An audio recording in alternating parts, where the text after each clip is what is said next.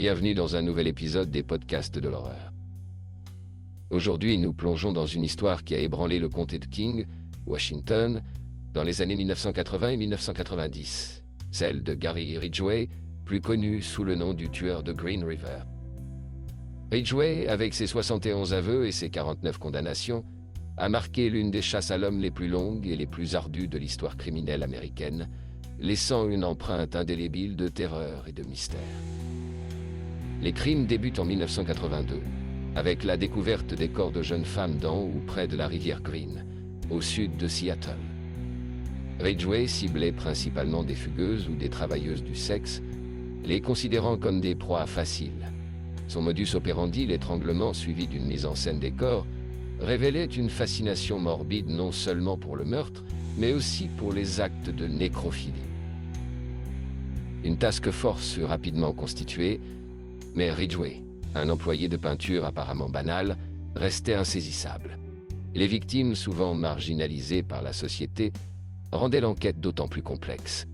Grâce à l'avènement de la technologie ADN, Ridgway fut finalement lié à plusieurs meurtres et arrêté en 2001. Face à une possible condamnation à mort, il conclut un accord, acceptant la prison à vie en échange de ses aveux complets et de son aide pour localiser les corps non découverts. Les aveux de Ridgway furent terrifiants. Il décrivit de manière détachée comment il sélectionnait, tuait ses victimes et brouillait les pistes, qualifiant ces meurtres d'addiction. Pour lui, tuer était devenu une routine tragiquement intégrée à son quotidien. Les histoires des victimes et les témoignages de leurs familles illustrent l'impact dévastateur des crimes de Ridgway. Leur douleur, leur quête de justice et de paix témoignent de la destruction laissée dans le sillage du tueur. La mère de Wendy Caulfield, l'une des premières victimes de Ridgway, se souvient de sa fille comme d'une jeune femme pleine de vie, qui avait des rêves et des projets. Elle était si jeune, elle avait tant de choses à vivre. Elle ne méritait pas de finir comme ça. Le frère de Cynthia Hinz, une autre victime de Ridgway, raconte comment la disparition de sa sœur a déchiré sa famille. Nous avons passé des années à chercher, à espérer qu'elle était toujours en vie quelque part. Mais maintenant, nous savons que ce n'était pas le cas. Ridgway nous a pris notre sœur, notre fille, notre amie. Il a détruit notre famille. Une amie d'enfance de Marie Malvar, également victime de Ridgway, partage ses souvenirs empreints de douleur et de perte. Marie était lumineuse. Nous avons tous perdu une partie de notre innocence ce jour-là. Chaque anniversaire, chaque moment de joie est désormais teinté de la tristesse de son absence.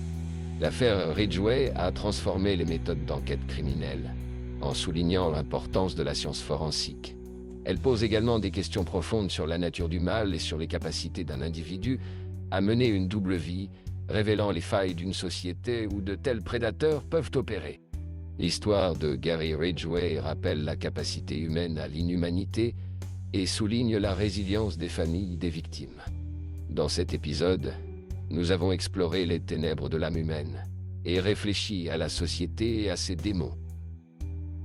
Le cas du tueur de Green River demeure un sujet d'étude essentiel pour les criminologues et un avertissement sur la vigilance nécessaire face au mal. Nous espérons que ce voyage dans la noirceur vous a non seulement informé, mais aussi incité à la réflexion sur l'importance de protéger et d'honorer chaque vie.